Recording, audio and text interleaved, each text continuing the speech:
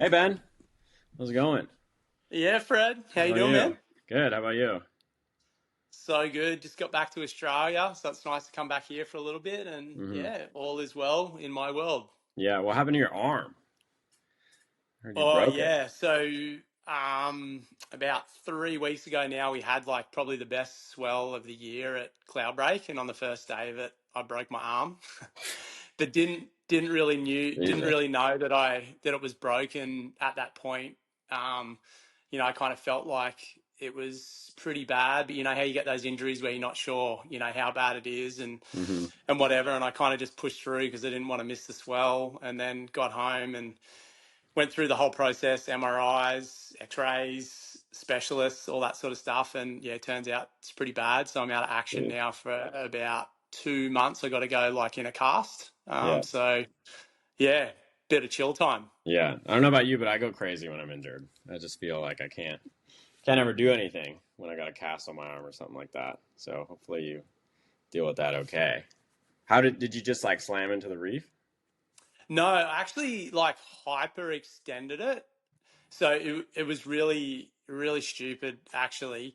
The swell was really big, and on Namotu, when it's high tide and a really big swell, we kind of get this shore break that wraps around the back of the island, right where we launched the jet skis. Oh shoot. And it was like 5 o'clock in the morning and still really dark. And I was just like over frothing. I knew the swell was going to be like really big, and I was just hmm like kind of like just too eggy and too much adrenaline, wanted to get out there. And was just impatient, and I should have, sort of been more conscious of the sets coming in and stuff like that. And a set came in and just kind of caught us while it was in the dark. And there was like three guys in front of the ski, and I was at the back of it. And I felt like if I didn't, try and sort of hold on and try and manhandle the ski a little bit, the other guys were going to get hurt. Yeah. And so I just kind of held on, and it just flexed me, and I just got so Jeez. rinsed in the shore break. And yeah, it all happened really quick.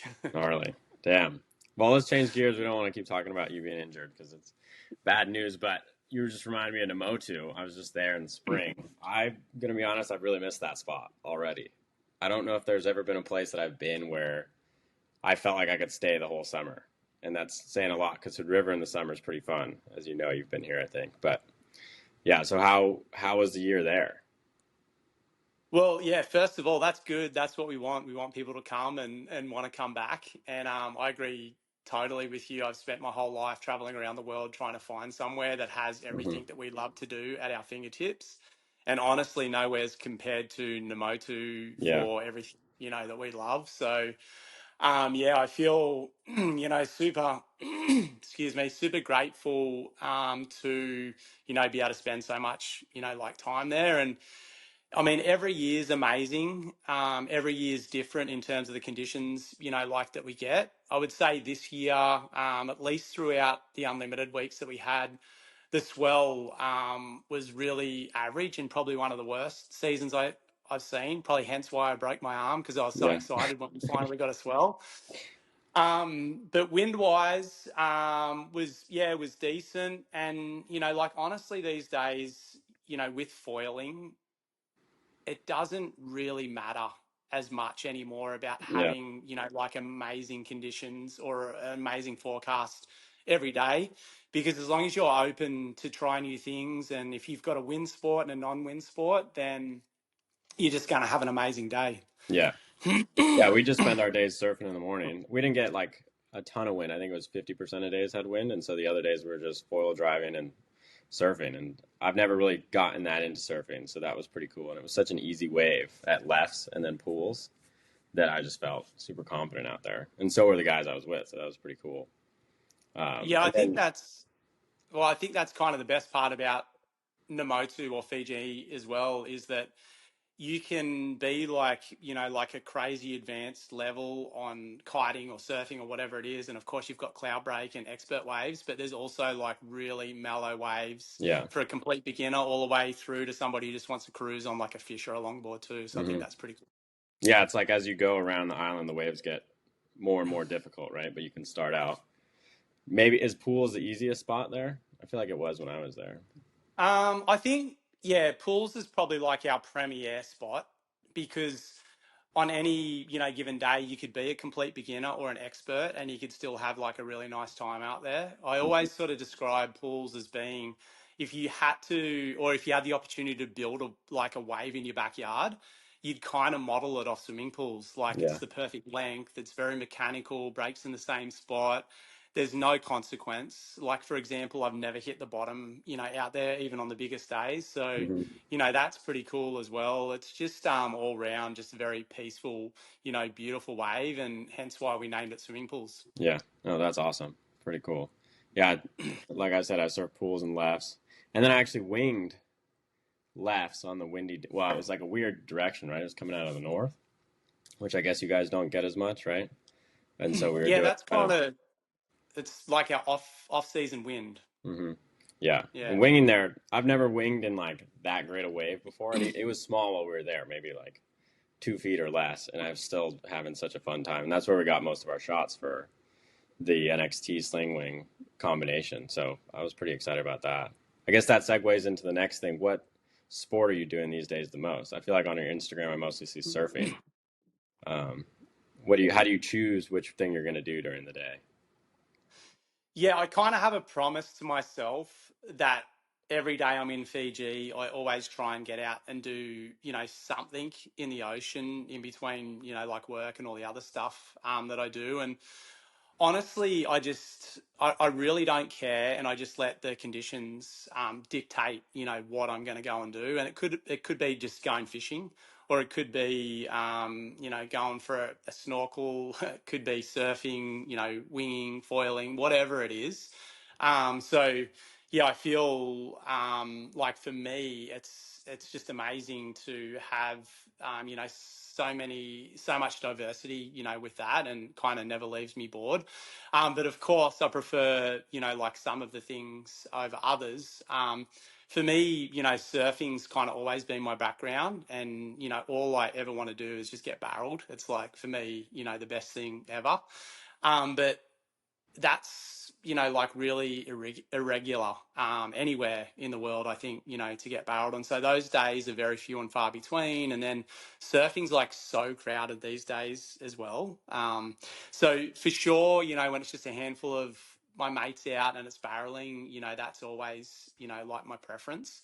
But then I'd still have to say, like kite surfing is at the same level, for me as sort of surfing.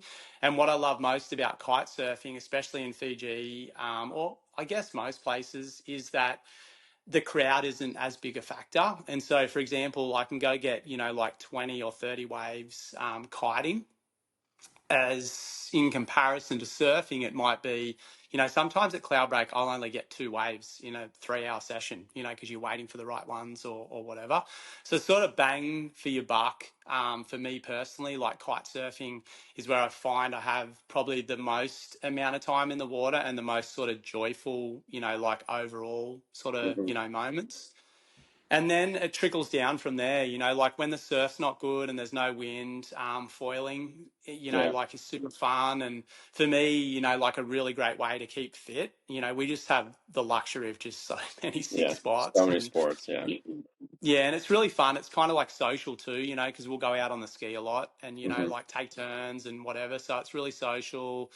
It's really fun. And then, like my choice over winging versus kite surfing would be when there's no surf and there's wind. So that's when Yeah. I would enjoy, to wing. But when the waves are good and it's windy, like kite surfing, is what I'm most excited about doing. And then, all the other bits and pieces like fishing, I'm always trying to go fishing and whatever. Yeah. Yeah. I didn't get a chance to go fishing, but I know Brandon Scheid did a lot, so he obviously loved it. Maybe next time I'll go out on the boat. There were three main things that I noticed about Nemo 2. One, how much gear you guys have there. That was pretty amazing to me. Two was how kind and helpful the staff was. And then three was how hard you work. I feel like I would wake up at 5 a.m. to go get a glass of water and you're already up working. What time do you wake up and what time do you go to bed? Yeah, interesting question. I think, like it's different for everyone, but I'm just, typically a morning person anyways. I feel like that's when I'm most productive. And, whether I'm in Fiji or whether I'm home in Australia, with my wife, we're just super early risers. and that's when I just like kind of get stuff done. But then at the same time, I like to go to bed, like really Yeah. early as Yeah. well. Like I'm not really a night owl. I try and get to bed. I try and get to sleep, like by 10 o'clock at night when I'm in Fiji, if it's like a typical Hmm. day. And then just depending on how cooked I am from the day before, like you said, they're really big days, but they're amazing big days too. Yeah. Like there's so much joy in those days. But I'll get up around 4 or 5 and just sort of get my day Yeah. underway. That's a lot. That's a lot. You got a whole island you're managing though, so it's pretty impressive.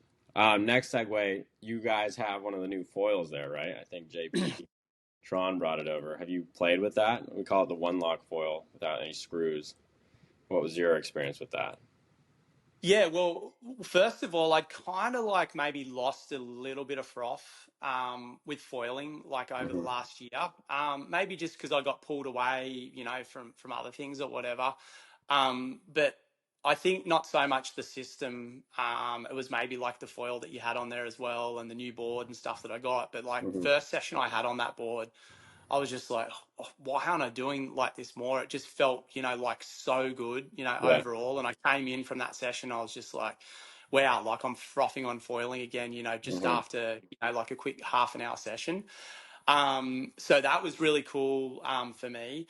But in terms of the actual, innovation on the design and the product, what I really loved about it, and the thing that I felt most of all when he showed me it, when he first got to the island, I was like, wow, I feel exactly the same as what I felt back in the early 2000s when Slingshot basically got all of us team riders together and they said, hey, we've got something we want to share with you guys. We're not telling you anything about it. But we're going to do, like this big sort of team reveal and we're going to share the product with you guys. We're going to get out there and ride it. And we're all in the gorge at the Hmm. time. And it was when they introduced the one pump to the market, and it was a really amazing, moment for me because I just really love innovation in general, and like the thought of like how creative we can get with stuff. And I just remember when Tony first showed me the product when we were in the gorge, immediately just thought, wow, like how stupid is this that nobody has even thought of this until this point, right? Yeah, yeah. It's one of That those was aha my moments. my initial reaction. I was just like, this is so simple and it just Hmm. makes so much sense. Like, why are we only kind of doing this now? So it was a really kind of cool moment. And then when it was actually JP and Bo Blake showed me the product on the Motu when it first arrived here, I felt exactly the same way. I was just like, I mean, why haven't Why'd we it take done so this long? Yeah, already? yeah, yeah. And so it was really exciting. I was just like, this just makes so much sense. I'm like, Hmm. finally, So yeah, I was really excited about that. And so that coupled with, the very first session I had on it, I was like, oh, I'm so frothing on, Hmm. foiling again. But typically that's kind of my nature. I'll sort of froth in and out of, Yeah, yeah, like sports. yeah. But Especially that when you're kind doing of it all like, the time, you kind of got to switch over, right? yeah, Get sick yeah, of but it. that just got me, yeah, really excited, and Hmm. yeah, I just think the product's amazing, and yeah, I'm just really excited about it. Yeah. And then what board were you riding when you were first Um, going? I was riding at the new, is it the W? Um, WF1, the black and gray. yeah, the Yeah, WF1. that Yep, one's pretty yep. awesome. So Yeah. yeah, yeah. So I wasn't paddling like in on that session, like I wasn't proning. We just Hmm. jumped on the ski and we went out on that board. Just Hmm. really loved the board too. I think it was just the combo of everything. And I Yeah. was just like, how you just get Yeah. up on something and, like within, like just felt like a few seconds, you just feel like, oh, okay, yeah, this is all. I didn't Yeah. have to really figure anything out. It just felt really good. And Hmm. that's like a really good, like indication for me when I'm testing product, when I'm trying to translate that to somebody who's, like sort of beginner to intermediate. It's like, how is that first experience? Like, do you have to try and figure out how to make the Yeah. product work, or does it just work? And that's kind of what I felt on that Yeah. setup. That's awesome. Yeah, I find that in our old we have Phantasm. You have a bunch on the island, and there's all those screws on the bottom. And I find that on the new system, because you don't have the screws, when you like let go of the rope or something, you don't immediately feel like you're pulling down at all, like you would with like an e-foil when you let off the throttle. So I think that's a bit Mm, of why it's so stable at all speeds. mm, It doesn't like want to jerk down or up, and it's also a lot lighter, right? There's no aluminum fuselage, so that's kind Yeah, of yeah, behind it. yeah, yeah. Yeah, I never thought about it that way, and I'll, like take a little bit more note, like in the feeling, if I feel the same. But that totally makes sense. Yeah. yeah, it's incredibly smooth too. I kind of like talk about it like a Cadillac. It's just like it just goes. It's smooth. It's consistent, and it really lets you kind of focus on riding the wave. So we're pretty Yeah, yeah. better. I don't.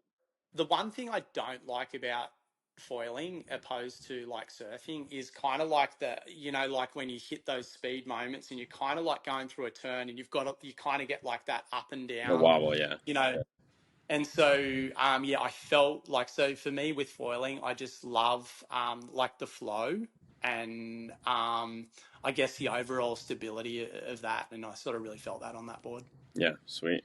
That's awesome. on Well, that setup. that's a raving review for sure. I haven't talked to you about it yet, so I was very curious what you think. Yeah, I yeah, know no, you wouldn't let JP bring it back, so I figured that you must have liked it. yeah, no, straight after that session, I said to JP, I'm like, hey, bro, you realize this is like my setup now. Like, I can't give this back to you. And he's like, Yeah, oh, I'm like, you just got to call, like Fred and try and sort it out. yeah, yeah, yeah, And so anyway, I ended up keeping it. yeah. That's funny. And have other people ridden it, or are you just hogging it for yourself? Yeah, no, Yeah, for sure. Yeah, yeah, that's yeah. sweet. And I Yeah. was like, when we're doing sessions, I'm always going with somebody else. And Hmm. whenever we do sessions too, I always try and ride like everything. I don't like ever, I just like to experience everything we got on the island and stuff like Hmm. that. So sometimes I'll let, the other person bring their setup and we'll just trade off on that, or Yeah. vice versa. So it's pretty cool. Yeah. Once you guys end up getting more, if you do of the front wings, it's pretty cool because you can change out the front wing while you're in the water. Like you can take Yeah, the stabilizer off and put a new one on. So you could be changing out your front wing depending on which rider's going within like 10 seconds. So that would be pretty helpful, I think, for that. Um, totally. yeah. Yeah. Next segue. I am fairly new to Slingshot. I started out as a team rider in 2016, so I actually have no idea about your past with Slingshot. Like I've heard rumors back and forth, and then we have this like big poster that has you with glasses on that I think was one of your ads that I found in the back of the room. So you want to walk through that progression of your kiteboarding career really quick? Yeah, well, for me, fortunately, it's kind of been a pretty long one. I think I'm about, like 25 years deep, Wow. like in the whole sort of, kite surfing, kiteboarding, kiting sort of realm.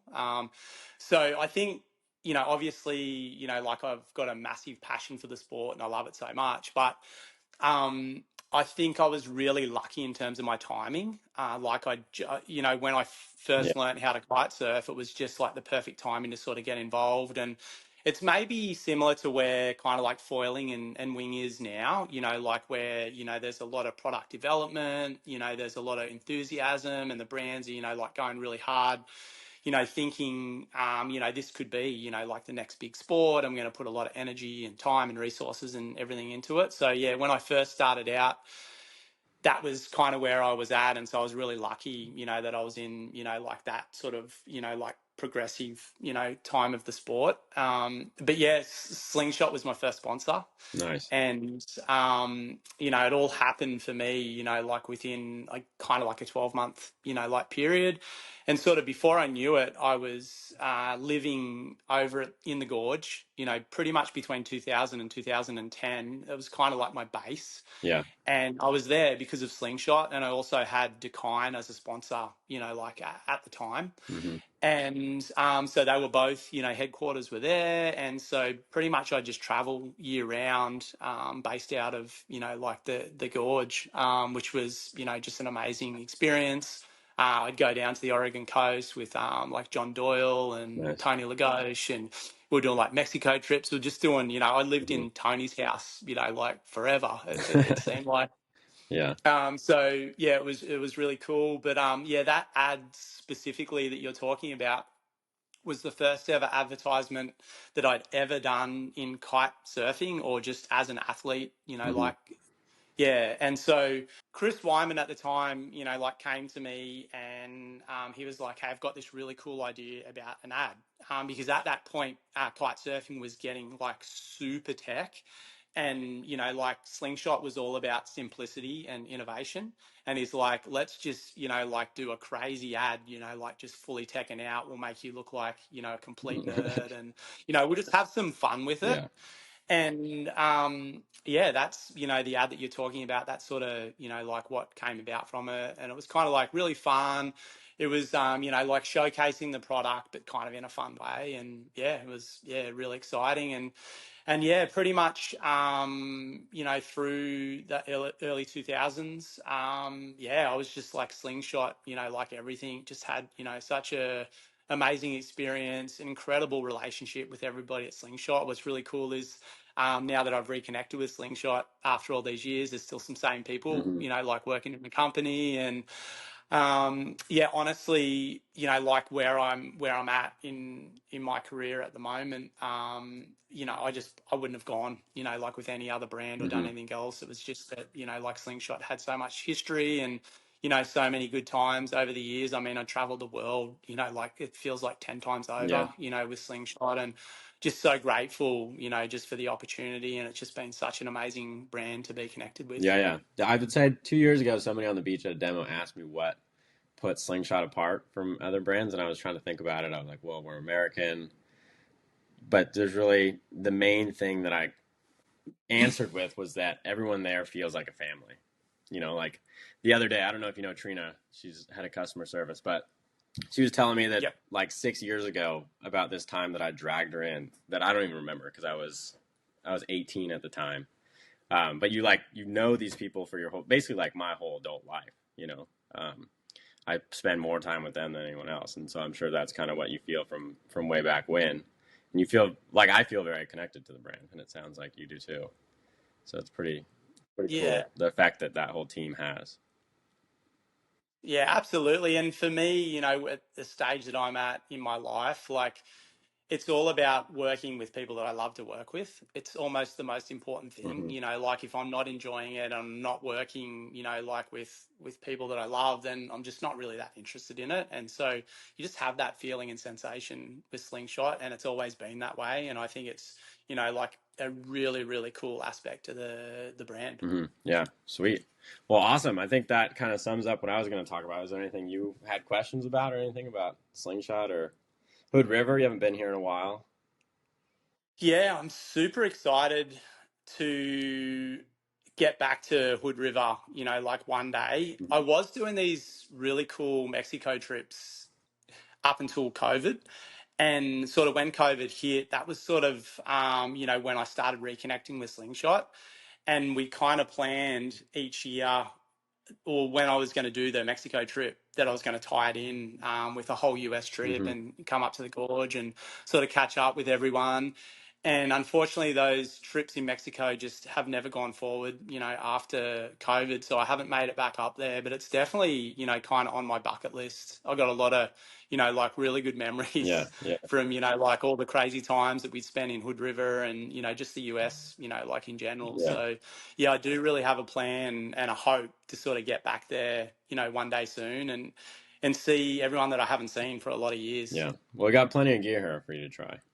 So anytime you want to come by. Right now it's getting a bit cold. All the leaves are falling off today, but um, a Yeah, lot of people are starting yeah, to head south and find warmer weather. So yeah. yeah. Well, cool. Thank you for So joining. Fiji for you, Yeah, right? yeah. I'm hoping I gotta talk to some people and make sure that that's still a thing. But last I heard, I think what is it like May, June, first week of June? I think. June. Yeah. Second week of June. Okay. Sweet. I'll put that on my Yeah, calendar. yeah, Yeah. yeah. Cool. It's a bummer the like the gorge Fiji season isn't like the opposite, Yeah. because it's kind of like I think the start of June is like when you guys just start getting ready Yeah. for Yeah. summer and your busy time and everything, Just right? starts warming up. But I do feel like you got to make an effort to get out of Hood River in the summers, or else by the end you'll just be so beat up from it, from all the strong wind that your body can't handle that for too long. So I actually thought it was a good little break. Um, and yeah, maybe I'll not come. I won't come back from Namotu next time because I have so much fun there. We'll see. But anyway, thank you for joining. That was awesome. Yeah. Talk to you Thank soon. thank you, and thanks for all the support, and I look forward to shredding with you sometime Yeah, soon. of course. Perfect.